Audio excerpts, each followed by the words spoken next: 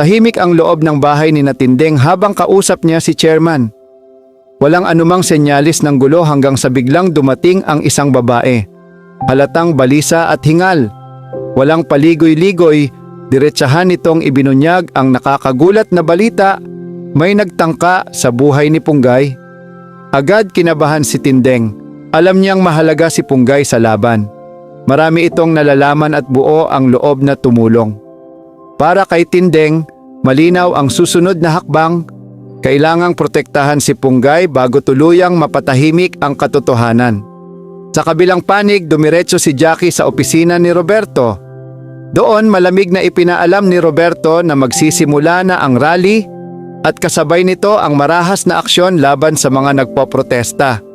Ayon sa kanya, bibigyan ng leksyon ang mga tao upang hindi na sila muling maglakas loob na kumilos laban sa mga gerero. Hindi nagtagal, dumating ang mga pulis sa lugar ng protesta. Walang babala, walang awa. Tinugod nila ang mga tao. May binugbog, may sinuntok, at may hinila palabas.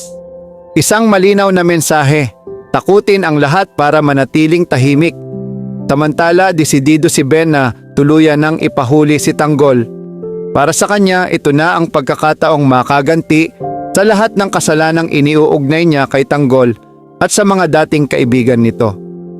Tinawagan niya ang kanyang asawa na si Gina at inutusang huwag hayaang makaalis si Tanggol sa bahay. Ilang sandali pa dumating sina Miguelito kasama ang mga pulis. Agad nitong ipinuwesto ang mga tauhan upang masigurong walang makakatakas. Nakiusap si Ben, nasa loob pa raw si Gina at tatawagin lang niya ito. Ngunit hindi tinupad ni Miguelito ang usapan. Sa halip, ipinahawak niya si Ben sa mga bodyguard at agad na nag-utos ng pagsugod. Pagdating ng mga pulis, sumigaw si Miguelito at nagbanta na aarestuhin ang lahat. Sa gitna ng kaguluhan, isa-isang dinakip si Ramon at ang kanyang mga kasamahan. Naguluhan ang lahat kung paano nalaman ni Miguelito ang kanilang pinagtataguan. Sa kabila ng kaguluhan, mabilis kumilos si Ramon. Inilayo niya ang kanyang mga kasama upang iligtas sila mula sa tiyak na kapahamakan. Ngunit hindi nagtagal, tuluyan nang sumugod ang mga pulis. Bumangon si Ramon at gumanti ng putok upang pigilan ang paglusob. Sa gitna ng sigawan at putukan, biglang lumabas si Gina, tarantang-taranta at walang kaalam-alam sa panganib. Sa isang iglap, tinamaan siya ng bala. Bumagsak siya sa harap ng lahat. Nanlaki ang mata ni Tanggol. Si Ben ay napaurong, hindi makapaniwala. Doon niya napagtantong trinidor siya ni Miguelito. Galit at pagsisisi ang bumalot sa kanya. Mali ang kanyang pinagkatiwalaan. Mga gerero na puro sariling interes lamang ang iniisip. Sa kabila ng trahedya, hindi umatras si Tanggol.